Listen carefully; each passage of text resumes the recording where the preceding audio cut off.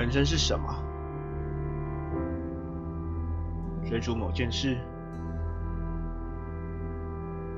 寻找某件事，纯粹奔波着，又或者漫无目的的旅行着。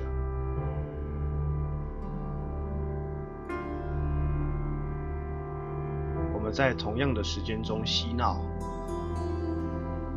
在不同时间错过，独自承受现实，逃避现实，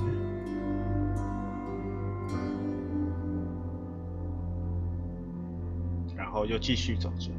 在有限的时间中，随着时间褪去，回忆自己过去的匆忙，消失在缥缈的未来，又或者在每个瞬间重新开始，